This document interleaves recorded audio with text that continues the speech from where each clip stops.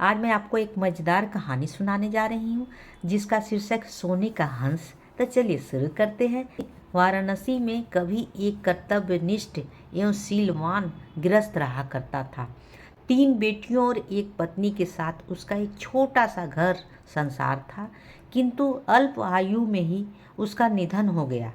मरने के बाद उस गृहस्थ का पुनर्जन्म एक स्वर्ण हंस के रूप में हुआ।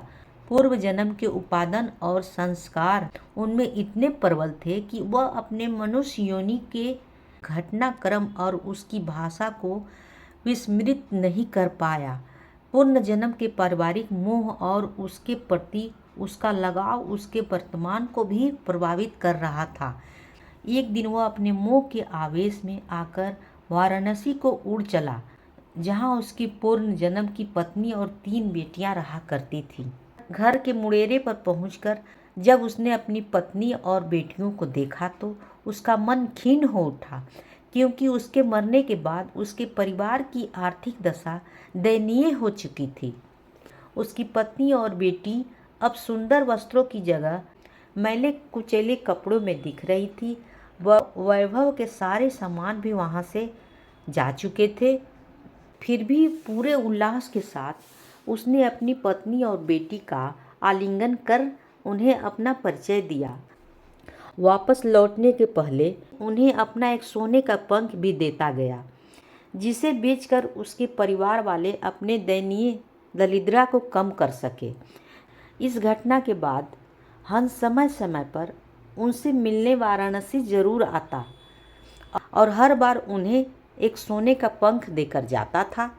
बेटियों तो हंस की दानशीलता से संतुष्ट थी, मगर उसकी पत्नी बड़ी ही लोभी प्रवृत्ति की थी। उसने सोचा कि क्यों न वह उस हंस के सारे पंख निकालकर एक ही पल में धनी बन जाए। बेटियों को भी उसने अपनी मन की बात बताई, मगर उसकी बेटियों ने उसका कड़ा विरोध किया। अगली बार जब वह वहाँ हंस आया तो संयोगवश उसकी बेटियां वहाँ नहीं थी। उसकी पत्नी ने तब उसे बड़े प्यार से पुचकारते हुए अपने करीब बुलाया। नल प्रपंच के खेल में अनभिज्ञ वह हंस खुशी खुशी अपनी पत्नी के पास दौड़ा चला गया, मगर यह क्या, उसकी पत्नी ने बड़ी बेदर्दी से उसकी गर्दन पकड़ उसके सारे पंख एक ही झटके में नोच डाले और खून से लथपथ उसके शरीर से में फेंक दिया। फिर जब वह उन सोने के पंखों को समेटना चाह रही थी तो उसके हाथों में सिर्फ साधारण पंख ही लग सके, क्योंकि उस हंस के पंख उसकी इच्छा के प्रतिकूल नोचे जाने पर साधारण हंस के समान हो चुके थे। बेटियां जब लौट कर घर आई तो उन्होंने अपने पूर्व जन्म के पिता को खून से सना देखा। उसके सोने के पंख भी लुप्त थे। उन्होंने सारी बात समझ ली और तत्काल ही हंस की भरपूर सेवा करने लगे। कुछ ही दिनों में उसे स्वस्थ कर दिया। स्वभावत उसके पंख फिर से आने लगे, मगर अब वे सोने के नहीं थे।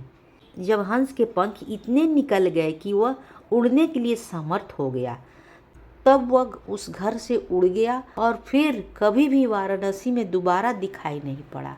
कहानी होती है समाप्त।